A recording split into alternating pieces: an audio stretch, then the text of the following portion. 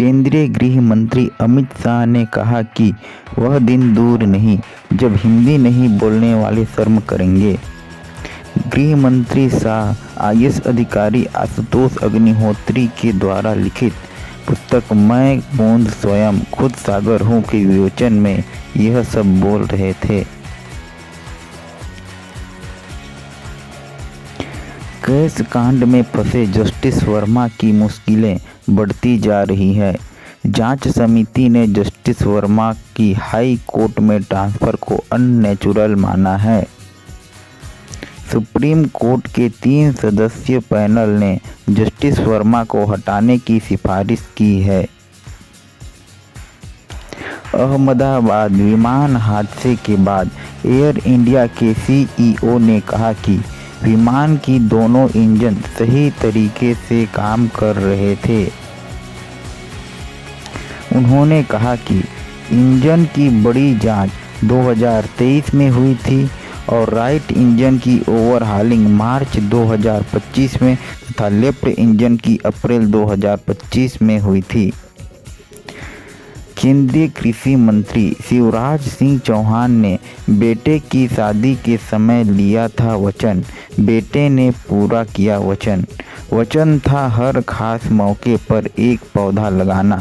जन्मदिन पर बेटे ने लगाया पौधा। बिहार सरकार में मंत्री अशोक चौधरी और नेता प्रतिपक्ष तेजस्वी यादव के घर के बाहर हुई फायरिंग। तेजस्वी यादव ने सरकार पर निशाना साधते हुए कहा कि राज्य में गुंडा राज बढ़ता चला जा रहा है, पहले ऐसा नहीं होता था। केरल में भारत माता विवाद एक बार फिर सामने आया। राज्य के शिक्षा मंत्री राजभवन में आयोजित कार्यक्रम में रखे भारत माता की तस्वीर पर आपत्ति जताते हुए कार्यक्रम को बीच में ही छोड़कर चले गए। उनका कहना था कि प्रतिमा आरएसएस की है। राज्यपाल ने कहा कि भारत माता की प्रतिमा नहीं हटाई जाएगी। पंजाब के पटियाला के एक गांव की 37 एकड़ जमीन वक्फ बोर्ड को ट्रांसफर कर दी गई है। ग्रामीण इस फैसले से नाराज हैं क्योंकि गांव में खेती के लिए केवल 15 एकड़ जमीन ही बची है। कांग्रेस सांसद शशि थरूर ने पार्टी के अंदर मतभेद की बात स्वीकार की।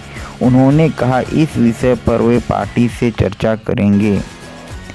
पीएम मोदी से बात पर उन्होंने कहा कि वह सर्वदलीय प्रतिनिधिमंडल की विषय थी और देश सेवा के लिए हमेशा तत्पर रहेंगे। हैदराबाद से तिरुपति जा रही स्पाइस जेट की हुई इमरजेंसी लैंडिंग। कुछ समय पहले दिल्ली से लेह जा रही इंडिगो फ्लाइट की भी इमरजेंसी लैंडिंग कराई गई थी। 20 दिन में दूसरी बार पीएम मोदी आ रहे हैं बिहार, देंगे 5736 करोड़ की विकास की सौगात।